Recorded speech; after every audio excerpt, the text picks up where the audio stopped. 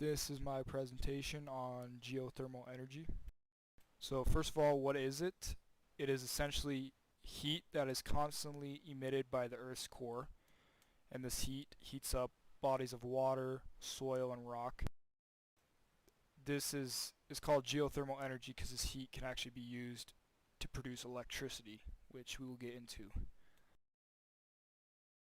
So geothermal energy is generally found within geothermal reservoirs, which are fluids that have just been heated by deep earth magma, and they've been converted into steam essentially. These are found through several tests.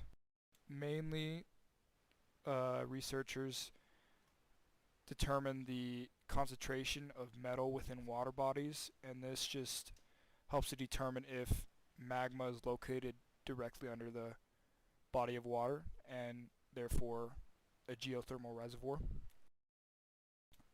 Most reservoirs are actually found on what is called the Ring of Fire, which is just a rim around the Pacific Ocean.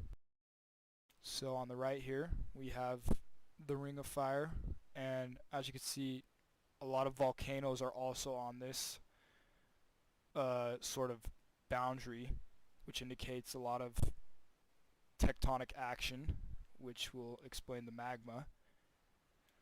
Up on the left there's a diagram, and it just shows a geothermal reservoir and how magma heats up water deep within the earth.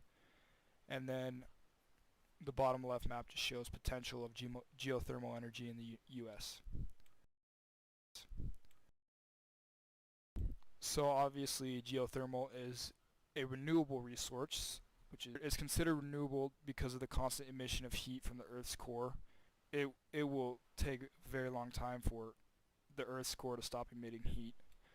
And even though geothermal reservoirs can be depleted, water can always be re-injected into the empty reservoir and heated again. So therefore we can just recycle water we've already used, making it renewable and sustainable. So to capture geothermal energy, we first locate the reservoirs. So as I explained before, researchers can determine the metal concentration within a body of water to see if there's reservoir beneath it, or they also do exploratory drilling, where they drill exploratory wells, and these are just essentially deep wells whose main purpose is just to find reservoirs, and they can branch out and just look in a highly geothermal predicted zone. But to actually reach these reservoirs, production wells are drilled, and these are essentially the same thing, except with a production well they know where they're drilling to, and then once they get there, the steam or hot water is piped up to the surface for use. And it has to be between 250 to 750 degrees for use, as it converts into steam to turn a turbine, which produces electricity, which we'll get into on the next slide.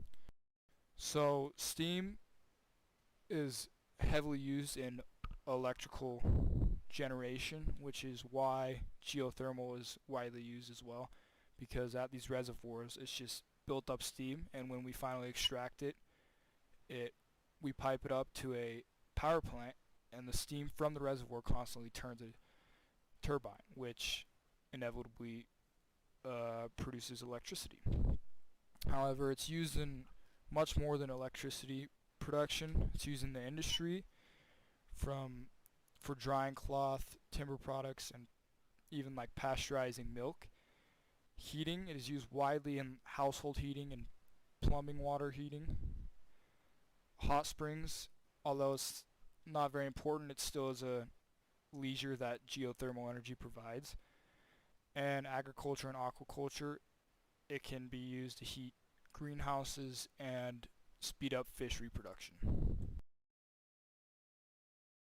The effects of geothermal energy on the environment, they're very small.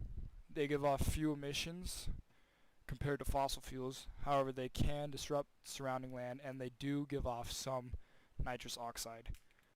Overall though, geothermal energy is really clean, and they even use these scrubber systems which allow the plant to filter out their emissions and completely negate the hydrogen sulfide and other emissions they let off during the extraction of geothermal energy.